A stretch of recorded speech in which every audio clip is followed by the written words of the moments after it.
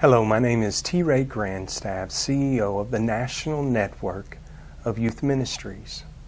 What I've discovered is sometimes the Bible is difficult or even hard to understand until you see it lived out in the life of another person. Now, the kind of person that you are before God makes a huge difference in your ministry. Now, your character speaks volumes to the teens and the adults that you work with.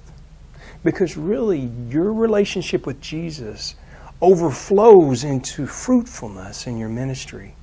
But you know what? It's hard to stay focused, and it's hard to stay committed when you're going solo, when you're working alone. That is the one reason why we are better together as youth workers. We can encourage and hold each other accountable.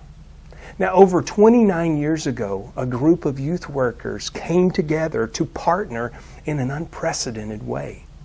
Now, they were from multiple church and organizational backgrounds, but they had the common heart to reach teenagers together. Now, with their diversity and their struggles, they needed to unite under a common set of values, kind of a game plan of how they wanted to work together. And that is how the Network Covenant was formed. Now, the 6 values that came out of the initial gathering still hold true today. We've asked youth workers to share their hearts and their stories on these values because they are what unite us together to reach teenagers. Here are their stories. We're paying attention to what God's doing in our own life. It's really difficult to minister out of a place of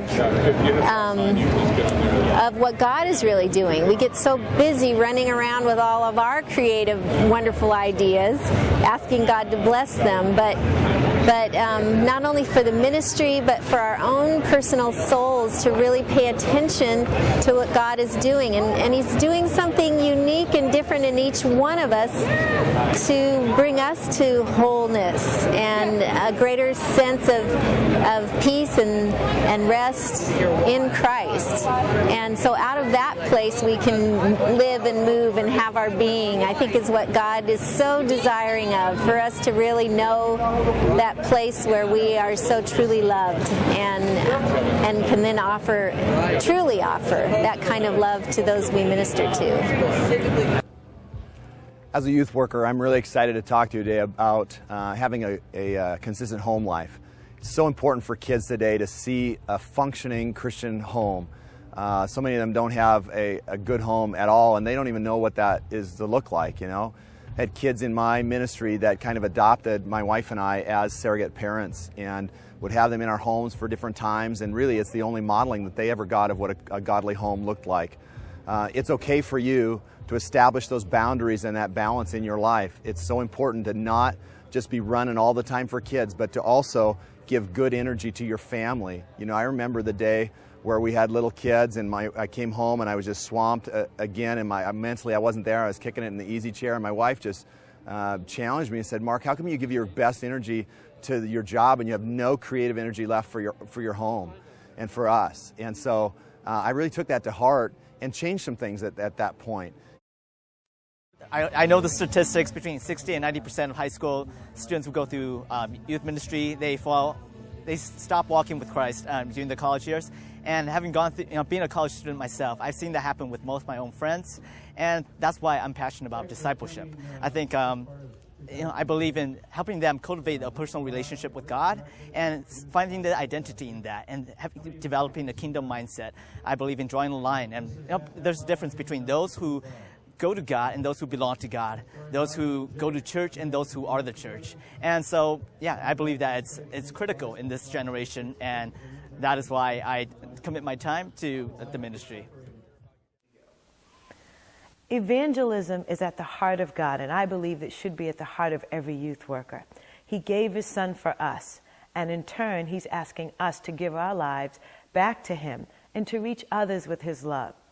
I believe every youth worker should be praying for young people, praying for adults, praying for others around them, and then actively looking at ways that we can share the heart of God to reach the lost. People have asked me how I did youth ministry for so long. I've been in ministry for 25 years, but I did full-time youth ministry for 21 years. And I think the key is it's not a job. Youth ministry is a calling. I'll never forget the time when literally I felt the hand of God practically on my head saying, I want you to go into ministry. And you know, it wasn't a dreadful thing. When God called me, I was like, me? Me? I was so honored that he picked me. I couldn't believe out of everybody, God was going to let me be a pastor. He's going to let me reach teenagers. We can't do it alone. We're not intended to be in this alone. And the youth worker tends to be, as I tell my youth workers all the time, tend to be mavericks, and we want to do it ourselves and go around like we have an S on our chest. But the real reality is that, as the story, I believe that's in Mark 2, where the friends brought their friend on a stretcher to Christ and had to lower him into the house on that stretcher, that we need somebody on all corners of the stretcher helping us carry our young people. It's not something that we can do alone. And so we have to value then others working with us. And if we value others working alongside us, then we have to understand that we are a resource for them. I like stories because it makes things come alive. And that's important because we have these shared values of how we work together to reach youth. And today the covenant unites us to reach the goal of 32 million teenagers in the U.S. and 1.6 billion across the globe. Now, thousands of youth workers and 75 national ministries have signed the covenant. And we can't do it alone. We need you because we are better together.